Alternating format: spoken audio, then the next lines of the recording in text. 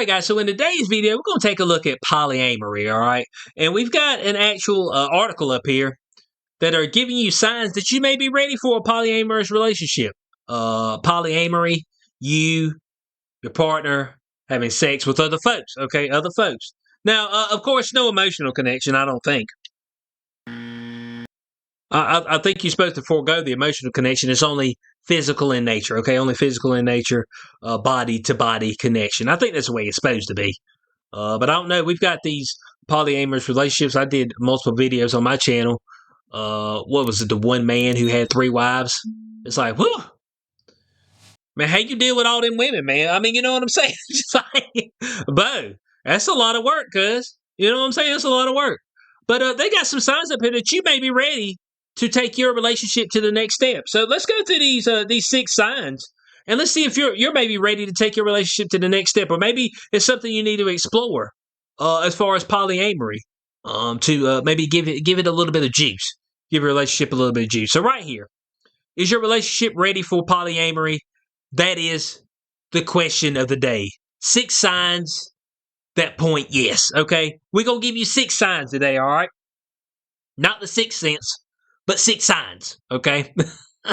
6 signs that point that maybe you need to sit down with your significant other, with your lady, and say, you know, I think it's time for us to start spreading our wings a little bit and enjoying the fruits of the earth, okay?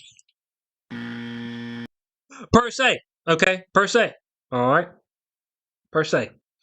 So, man, there's all kind of stuff out here that I've seen people saying, like, I've seen some women up there. It's like, man, me starting to have sex with other men saved my marriage. I was like,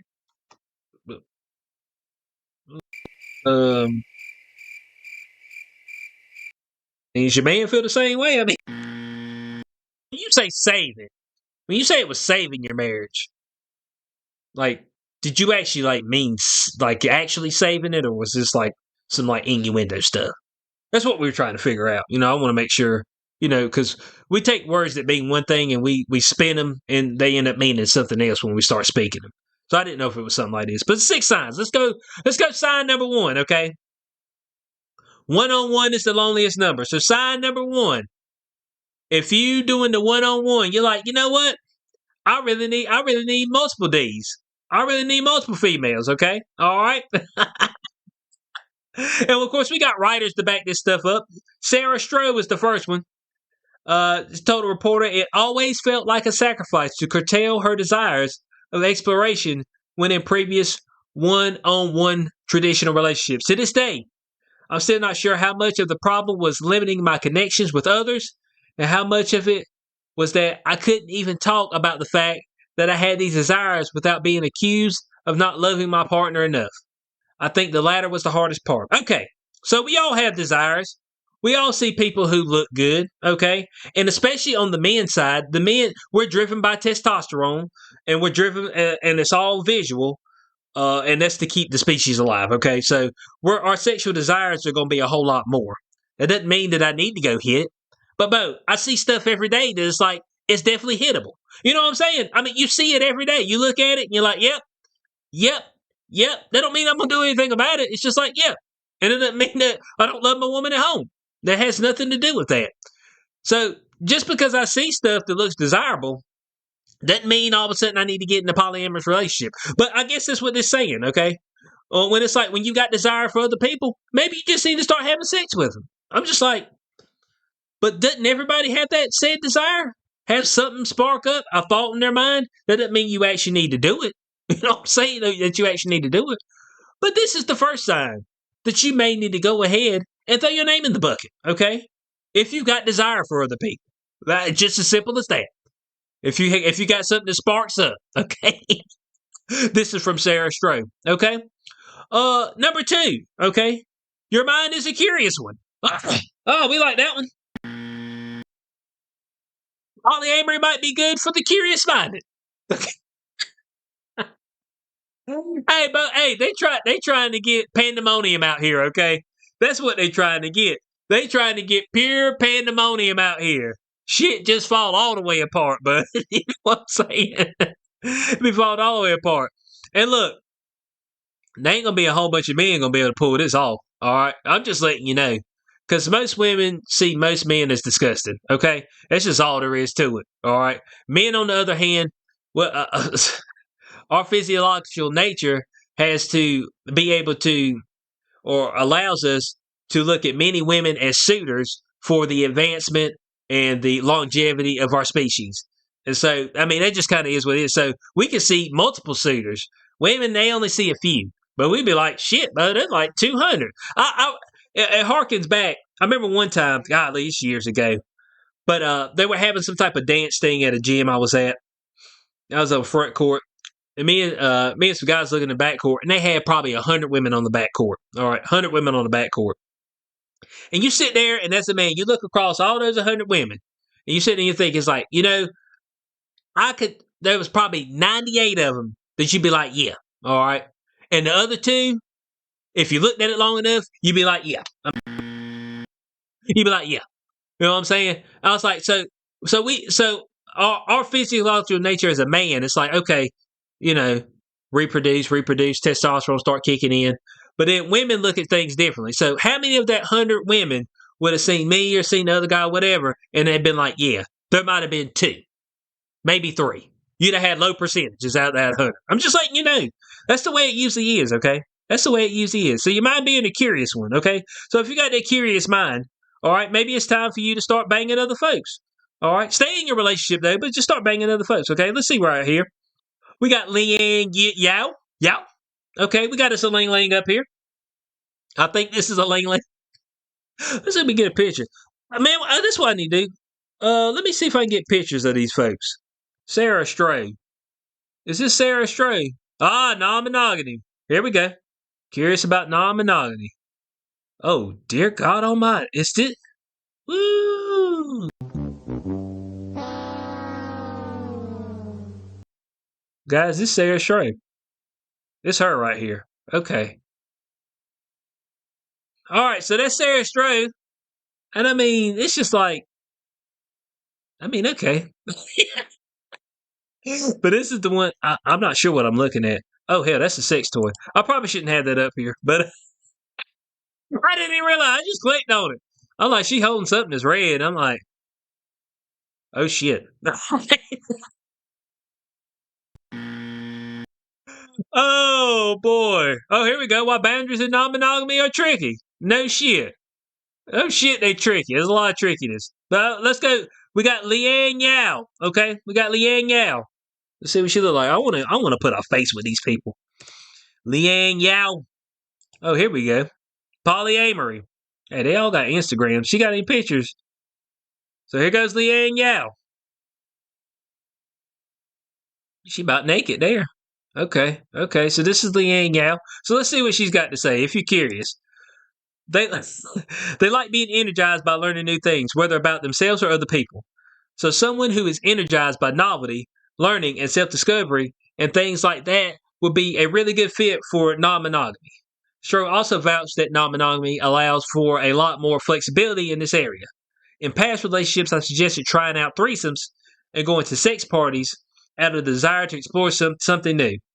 It never happened back then, but I've always been an adventurous person, and non-monogamy satisfies this need for adventure in a big way. Okay? So, look, non-monogamy, okay, just don't date nobody. Like, you can just whore yourself out. You're a woman. So, the attractive scale may be a little bit on the lower end, but you are still a woman. So, you can just whore yourself out. You can just whore it out.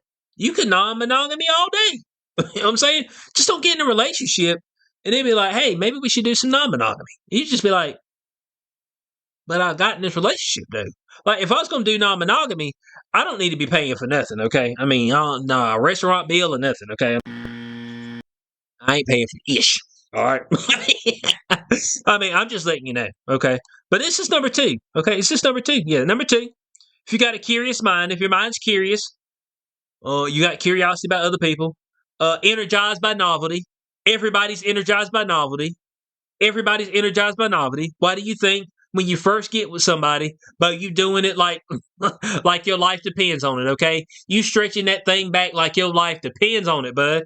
And then as things go on down the road, man, you done stretch it all the ways you can stretch it. You just like, yeah, you still want it. You still take it. You're like, yeah, I still take it. But I'm just not like fiending over it. You know what I'm saying? Just like a whiff of the wind, say you just sitting on the couch and all of a sudden you just pulling draws off. It ain't that deep no more, okay?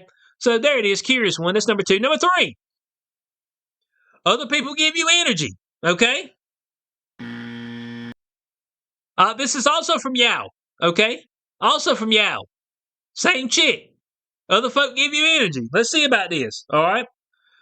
So if you just have a lot of energy to foster deep connection and intimacy with multiple people in whatever capacity, you probably have a good predisposition towards being in a non-monogamous relationship. I don't know about the relationship part. So because it does take a lot of time and commitment to invest in a lot of people in that way. No shit. That's why I don't think that you be in an actual relationship. Bo, I ain't wanting to mess with that many folk. I ain't gonna lie to you.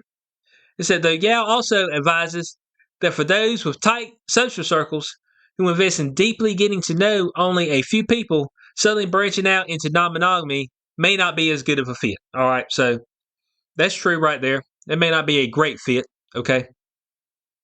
But if other people give you energy, this is from the same woman, Leanne Yao. Let me pull up the Sarah Stroh. Let me keep all these people on the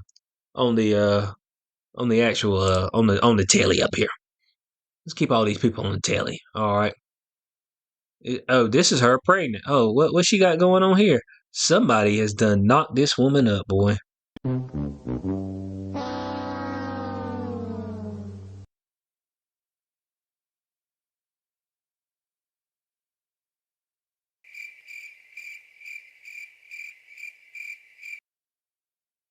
Well, what I tell you, Bo? I mean, who the pappy though? That's what we want to know. She's actually sleeping with men. I thought she was definitely lesbian, but okay. There it is, Sarah Stroh. Okay, so Leanne Gal, she says, "Hey, if other people give you energy, you're a candidate. Okay, you're a candidate. All right, we like that. The connection is strong with your partner. It's just like the force. Is this like the force being strong? The force is strong with you, young Padawan. The connection is strong with your partner, young Padawan. I mean, so seeing how the connection is strong with your partner, maybe you should start banging other folks. Okay, this one comes from Stroh as well. This one comes from Stroh. Oh, dear God Almighty, bud. Let's see what she's got to say. In a secure relationship, if both parties are curious about connecting intimately with others besides each other and want to give their partners the freedom to do the same, they should go for it. All right. Okay, so Yao also double down. So all these tips must be from Stroh and Yao. Okay, double down on the importance of emotional security, honesty, and boundaries as well. Oh, boundaries, like those things can't be crossed up.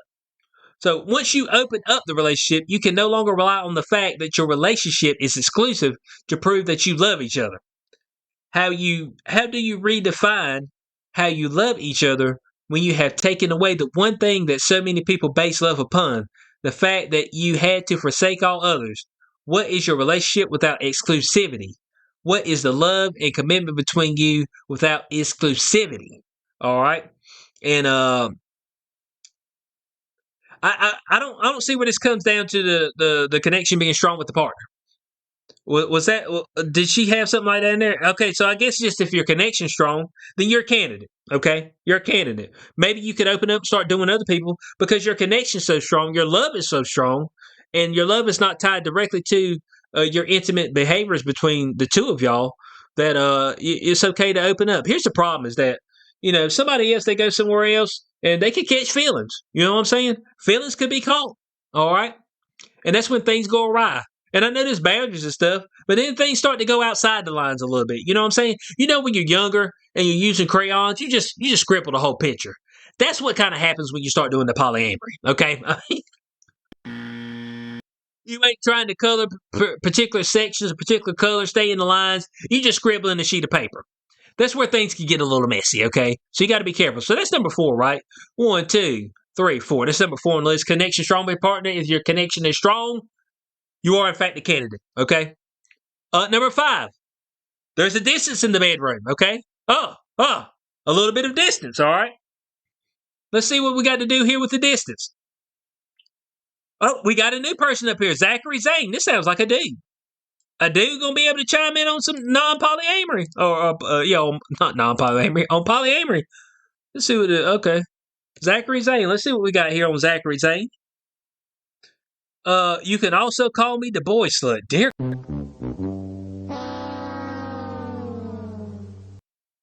I mean, but I'll type in Zachary Zane. Say, hi there, my name is Zachary Zane, but you can also call me the boy slut. It's like, dear Lord, man. So let's see, Zachary Zane. Okay. Oh yeah, he Playboy. Dear God, hold. Let me get off there. I got man butt on the screen. Never mind. Oh, you scroll down too much, Bo. Okay, so my man's the boy slut. Is this ninja's wearing what it? Oh dear God, is this dude bi? Is he non-binary? What is he wearing? Look at this. Oh Lord. Boy slut. Mm-mm. So he's giving us this when this is in the bedroom. This is particularly true for kinksters and people who like group sex. Okay? All right? When that's the case, an open relationship might be ideal. That way, the person with the high sex drive can get their needs met elsewhere, and the person with the low sex drive doesn't feel pressure to have sex more frequently than they desire. Okay, all right. So it said the other person who's got lower sex drive, you ain't got to worry about so much because they're just off there. They're getting their rocks off elsewhere. Okay, and that doesn't make you feel insecure, worried, or anything at all. All right. So polyamory might help people explore kinks they have that their partners is not comfortable with. Okay. Find you a partner that's comfortable with, say, kink. Okay. I don't know about the kinks, but you see, I'm kind of a simple man myself. I need a few positions, a few of the core positions, and we can go and get this thing done and be okay. You know what I'm saying? I mean, I just need the core positions. You know what I'm saying? I don't need all this other stuff. And I'm gonna rock your world. I'm like, right. Look, I'm just looking at core positions. Okay. I mean, I'm just looking at core positions, all right? I ain't looking nothing crazy, okay? So, I mean, all this other stuff that you got going on. But Zachary Zane, the boy slut himself, okay? This dude right here be wearing women's lingerie, what it looks like. This is the guy who's letting you know about some polyamory. But you know this ninja be doing some nasty shit, cuz. Straight nasty shit, bud. That's all I know. All right? And last but not least, okay, number 6. To see if you're a candidate. You don't think of it as a problem solver. Oh, yeah, I'm not doing this to solve any problems, even though some of this stuff up here, most of this stuff was solving problems with your relationship, which is pretty much that I don't think you probably ever liked the person you were with, okay? I mean, it's just all there is to it. So you don't think of it as a problem solver. You just want to fuck other people. Okay, got you. And this is back to Sarah Stray. Okay, back to Sarah Stray. Said, I want to warn against the idea that entering non-monogamy will solve your problems. In rare cases, it can, but it's most likely to introduce more conflict before it solves anything. You don't say. All right? Yao also says it's not something the partner can be bullied into. The most important thing is that the most important thing is that you do want to be, and you're not just doing it because your partner wants to. So I think your personal motivation for non-monogamy has to be really important. And it can't just be because you don't want to lose your partner or you don't want your relationship to end. And I believe those things right there are true. Because most people just ain't going to be down with this, all right? So you obviously got to find somebody that's a freak and that you're a freak and that you're not really in a relationship. You're just doing each other, okay? I mean, so I mean, let's just see it. You know what I'm saying? Let's just see it. So that's the 6 signs that you may be ready to dip your foot into polyamory. Guys, are any of these hitting home for you? That's what I want to know in the comment section below. Are any of these hitting home? Anybody who does the polyamory, and so I'm assuming polyamory would entail that you're with a singular person as your main mate. Okay, your main mate. That's what I would assume. Okay. Not that you just out here and you just in these streets. Okay. You just hitting. I mean, you know what I'm saying? It's not really relationships. I call them up, I hit, they leave. They leave immediately too. You don't get to clean up or nothing, girl. Look, I'm gonna throw you a couple tissues. You just, pat yourself off, get out. I mean, that sounded bad. That sounded bad. But we got the relationship experts right here. Okay, Yao, Yao. There it is, Miss Yao. Okay, we got Miss Stro. Somebody has knocked her up. All right. Maybe she knows who knocked her up. Maybe she doesn't. And then we've got the boy slut himself. So these are the guys that we're getting this info from. So do with that information what you will. And leave your thoughts in the comment section below. Hope y'all did enjoy this video. Like, share, subscribe, and I'll catch y'all on the next one. Peace out.